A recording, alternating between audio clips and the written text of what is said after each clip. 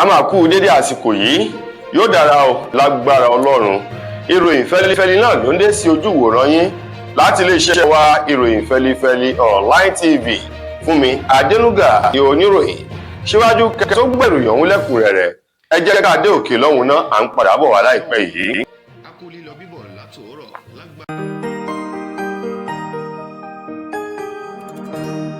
Ìròyìn fẹ́lifẹ́li TV, àjààbálẹ̀ làwọn ìròyìn ti wà, máa wò lóòrèkóòrè.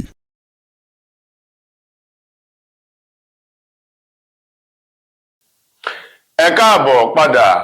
ìròyìn rèé lẹ́kùnrẹ́rẹ́. Ọ̀kan gbòógì nínú ẹgbẹ́ òṣèlú PDP tó tún jẹ́ olóyè nínú ẹgbẹ́ òṣèlú náà mà ló ti sọ wípé lílọ Àtíkù èyí tó kúrò nínú ẹgbẹ́ òṣèlú ọ̀hún kò lè túrú kankan kúrò lára ẹgbẹ́ òṣèlú PDP bí kò ṣe wípé àyípadà rere ni yóò mú bá ẹgbẹ́ òṣèlú PDP.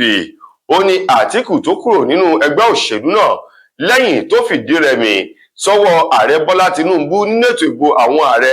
èyí tó wáyé lọ́dún 2023. Ó ní nǹkan tó fà á rèé tí Àtíkù fi kọ̀wé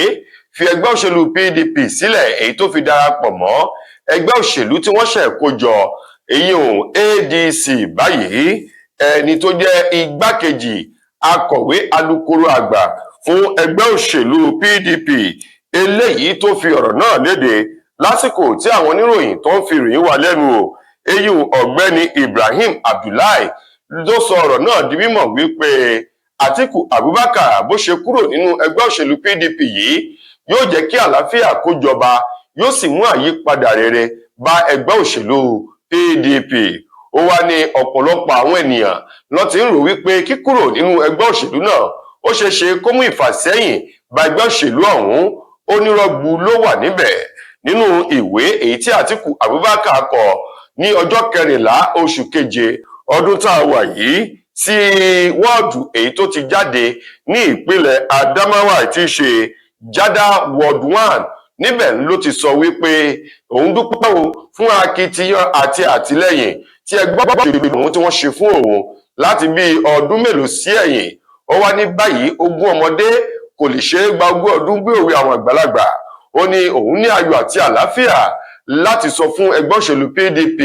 àti wọ́ọ̀dù tóun ti jáde ní ìpínlẹ̀ Adamawa o wípé òun ti kúrò nínú ẹgbẹ́ òṣèlú náà darapọ̀ mọ́ ẹgbẹ́ òṣèlú ADC. Nípa ìdí èyí, ó ní ilé tí òun fi sílẹ̀ kò ní bàjẹ́, ilé tuntun tóun ṣẹ̀dá pọ̀ mọ́ yóò so èso rere. Wọ̀nyí ni àwọn ọ̀rọ̀ tó wà nínú ìwé èyí tí Àtíkù kọ láti fi ẹgbẹ́ òṣèlú PDP sílẹ̀. Ṣùgbọ́n ẹni tó jẹ́ igbákejì alukoro akọ̀wé àgbà sí ẹgbẹ́ òṣèlú PDP náà eyín Ibrahim Abdullahi ní inú òun dùn o, inú gbogbo ọmọ ẹgbẹ́ ló sì dùn pẹ̀lú ìgbésẹ̀ Àtíkù bó ṣe kúrò nínú ẹgbẹ́ òṣèlú ọ̀hún. Ó ní ìlọsíwájú ni yóò máa jẹ́ fún ẹgbẹ́ òṣèlú PDP lọ́jọ́ gbogbo. Ọ̀kan gbòógì àti ẹni tó díje dupò ààrẹ lábẹ́ ẹgbẹ́ òṣèlú ADC lọ́dún 2023 èyí ọ̀gbẹ́ni Dùmẹ̀bí Kachukwu mà ló ti sọ̀rọ̀ ìkìlọ̀ àti ọ̀rọ̀ àmọ̀ràn jáde báyìí fún Peter Obi tóun náà jẹ́ olùdíje dupò ààrẹ lọ́dún 2023 lábẹ́ ẹgbẹ́ òṣèlú Labour Party èyí tó ti darapọ̀ mọ́ ẹgbẹ́ òṣèlú ADC lọ́wọ́ yìí. Gẹ́gẹ́ bí Kachukwu ti gba Peter Obi lámọ̀ràn wípé gbogbo ohun tí ó bá gbà ní kó ná o, ṣùgbọ́n kó rí dájú wípé kò jẹ́ igbákejì olùjáde èyí sáré sí ipò ààrẹ lọ́dún 2027 sí Àtíkù Abubakar. Ó ní bá Abubakar bá fẹ́ jáde dupò ààrẹ lọ́dún 2027 kó lọ tirẹ̀ lọ́tọ̀, kí Peter Obi náà kó lọ tirẹ̀ lọ́tọ̀ o, kó má ṣe gbà wípé kóun jẹ́ igbákejì sí Àtíkù Abubakar lọ́dún 2027 láti sáré dupò ààrẹ lọ́dún náà. Kachukwu tó ní bí ẹ bá wò ó dáadáa, ó ní agbára ni Àtíkù Abubakar ń wá kiri o, èyí tó fà á láti máa kúrò nínú ẹgbẹ́ òṣèlú kan bọ́ sí kan, èyí tó sì ti gbégbá ààrẹ ọ̀hún lẹ́ẹ̀mẹ́ta ọ̀tọ̀ọ̀tọ̀ tó ń fìdí rẹmi. Olú lọ́dún 2019 nígbà tó gbégbá ààrẹ lábẹ́ ẹgbẹ́ òṣèlú PDP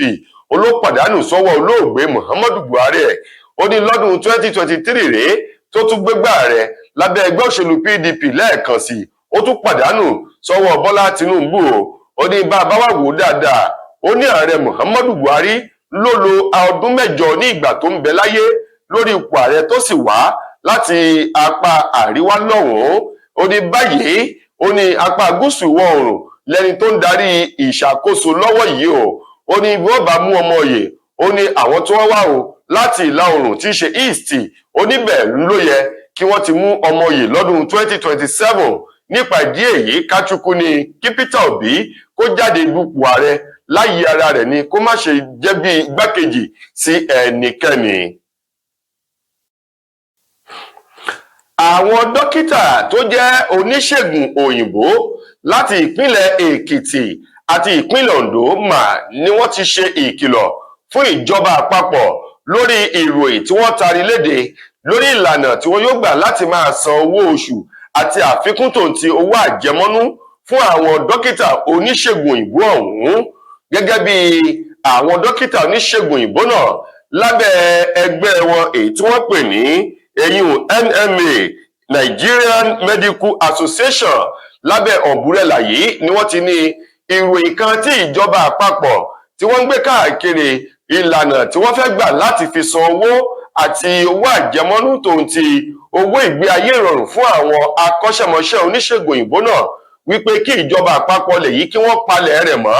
nítorí pé wọ́n ti tẹ ojú òfin àti àdéhùn tó ń bẹ láàrin àwọn ẹgbẹ́ àgbáríjọpọ̀ àwọn oníṣègùn òyìnbó ọ̀hún tó ń tìjọba àpapọ̀. Wọ́n ní pé ìjọba àpapọ̀ ó ti tẹjú ẹgbẹ́ náà mọ́lẹ̀ nítorí ìlànà tí wọ́n gbé jáde yìí kọ́ ni àdéhùn tí wọ́n jọ fi ọwọ́ sí ní ìgbà tí wọ́n jókòó ṣe ìpàdé kẹ́yìn. Nípa ìdí èyí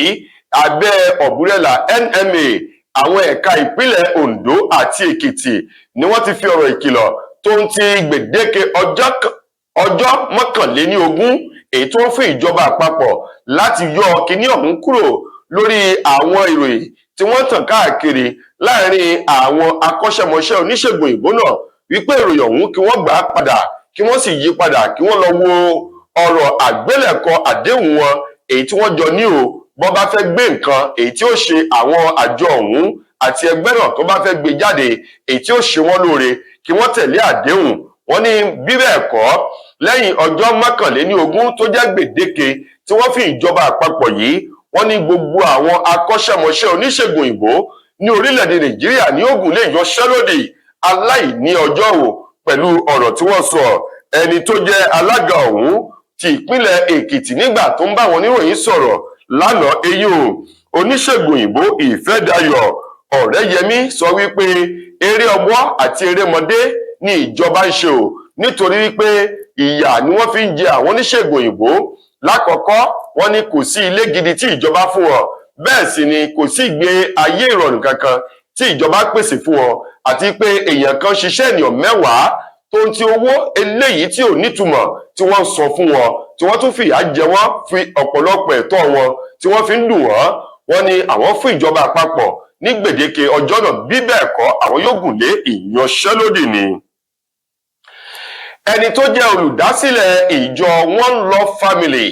èyí tó wà ní ìjọba ìbílẹ̀ Olúyọ̀lé Odò-ọ̀nà kékeré nílùú Ìbàdàn tí ṣolúlu ìpínlẹ̀ Ọ̀yọ́,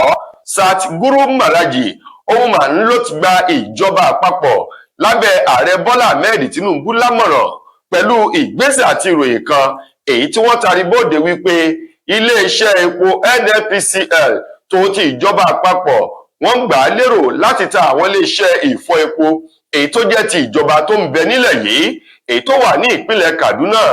Owerri àti ìlú Port Harcourt. Sat Guru Maharaji èyí tó sọ̀rọ̀ náà wípé kí ààrẹ Bọ́lá Tinubu rò ó dáadáa síwájú kó tó di pé wọ́n tà á. Ó wá tún fi ọ̀nà kan àbáyọ sílẹ̀ wípé bí ìjọba àpapọ̀ bá tiẹ̀ wá pa ọkàn pọ̀ láti ta àwọn iléeṣẹ́ ìfọ epo náà, kí wọ́n rí dájú wípé àwọn òṣìṣẹ́ ọba àti àwọn mẹ̀kúnnù tí wọ́n ní ṣéǹjì díẹ̀ lọ́wọ́ eyín tí wọ́n ní owó belenja lọ́wọ́, wọ́n ní ìpín nínú iléeṣẹ́ ìfọ epo náà. Wípé ọ̀nà àbáyọ kan ṣòré ó ní iléeṣẹ́ ìfọ epo mẹ́tẹ̀ẹ̀ta ọ̀hún tó jẹ́ ti ìjọba àpapọ̀ kí wọ́n gbé jáde gẹ́gẹ́ bí dúkìá ìjọba, ṣùgbọ́n tó jẹ́ pé àwọn ènìyàn wọ́n lè ní ìpín ìdókòwò nílé iṣẹ́ ìfọ epo ọ̀hún, bí àwọn òṣìṣẹ́ ìjọba, àwọn tó wà lẹ́ka ètò ààbò àti àwọn mẹ̀kúnnù tí wọ́n ní owó belenja lọ́wọ́ kí wọ́n ní ìpín ìdókòwò. nínú iléeṣẹ́ ìfọ epo náà. Ẹ jẹ́ ká gbọ́ díẹ̀ nínú ọ̀rọ̀ tí Satguru Maharaji tó sọ. Orin kan ló parí ẹ̀. Àbánikàndá ikán ló jẹ kúta ní pé kí ni àwọn tí wọ́n jalè ni àwọn tí wọ́n sọ refineries yẹn dà bó ṣe dà àwọn náà ni wọ́n fẹ́ tà fún bàbá Tinubu ò ní jẹ́. Mo fẹ́ kí wọ́n sọ the Public Liabilities Company tó pé anybody lè ní share ń bẹ̀, any Nigerian from graduate, a worker in the market, on the road, tailor, bread seller, kí gbogbo wọn ní share nínú refineries yẹn yóò ṣiṣẹ́ tó mo trust bàbá Tinubu tí ó dànù kó yẹ pé anybody tó bá ti ń jáde sùkúù báyìí tó bẹ̀rẹ̀ sí iṣẹ́ báyìí kó ní share nínú refinery yẹn. Wọ́n ṣe ṣe ní Russia nìyẹn, wọ́n ṣe ṣe ní China nìyẹn, kò sí tó dàrú. Lẹ́ni China is a world power, a gbọ́dọ̀ tẹ̀lé àwọn òyìnbó torí pé a kì í ṣàlejò ń bí yìí tá a máa ta nǹkan ní wá bó ṣe jẹ́ nìyẹn o. Ẹ káàbọ̀ padà, mo lérò wípé ẹ ti gbọ́ ọ̀rọ̀ lẹ́nu Satguru Maharaji gẹ́gẹ́ bí ọ̀rọ̀ àmọ̀ràn èyí tó gba ààrẹ Bọ́lá Ahmed Tinubu. Lákòótán nínú ìròyìn wa fún tòní, ṣé bá a ti ń gbìyànjú ká jẹ ìkuru kó tán láwo ìmà ni wọ́n tún gbọ́wọ́ rẹ̀ sí o. Ìjà àti fàákàjà tó wà láàrin Lizzy Anjorin àti Ìyábọ̀ Òjó òun mà ló tún fẹjú kẹ̀kẹ̀ bí iná inú pápá o lásìkò ẹ̀rùn. Gẹ́gẹ́ bí ìròyìn kan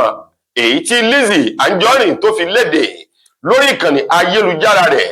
lásìkò tó ń kí òun àti ọkọ rẹ̀, èyí Lizzy Anjorin tó ń tọ́ ọkọ rẹ̀ tó ń sọ tó sì ń dúpẹ́ lọ́wọ́ Ọlọ́run wípé ó pé ọdún 5 gbáko báyìí tí àwọn ṣe ìgbéyàwó, léyìí tí wọ́n yayọ̀ ọdún 5 èyí tí Ọlọ́run tó fi ọkọ adé orí tó fi dá Lizzy Anjorin tó fi dá lọ́lá o. Nínú ọ̀rọ̀ tí Lizzy Anjorin tó kọ síbẹ̀, ó ní lákọ̀ọ́kọ́ òun dúpẹ́ lọ́wọ́ Ọlọ́run wípé ìgbéyàwó láàrin òun àti ọkọ òun ó pé ọdún 5 ṣáńgílítì báyìí. Ó ní ẹlẹ́ẹ̀kejì ni wípé ọ̀pọ̀lọpọ̀ àwọn nǹkan ohun mèremère ni Ọlọ́run ti tara kọ òun láti ṣe fún òun o. Lizzy Anjorin wá fi ẹ̀sùn kan Ìyábọ̀ Òjó lórí gbogbo ọ̀nà èyí tí wọ́n ní Ìyábọ̀ Òjó ń gbà láti da ilé rẹ̀ rú, tó ń ti àwọn ènìyàn kan èyí tí wọ́n ní Ìyábọ̀ Òjó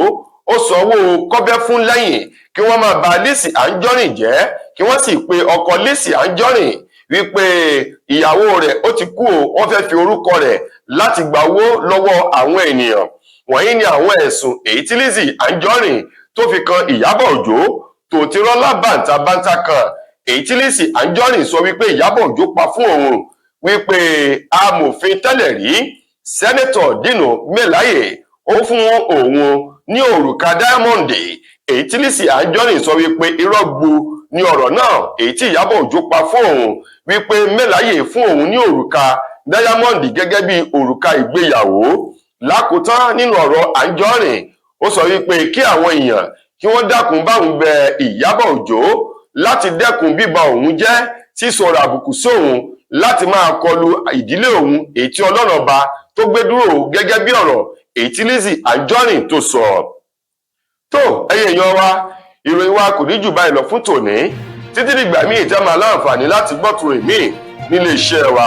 Mo gbà á ládùúrà wípé a ò ní rí wàhálà àwọn ìdààmú o. Fúnmi Adénúgà lẹni tó mú ìròyìn wá sí ojú ìwòran yín. Ẹ ṣeun fún ìfẹ́ tẹ́ ẹ ní sí wa.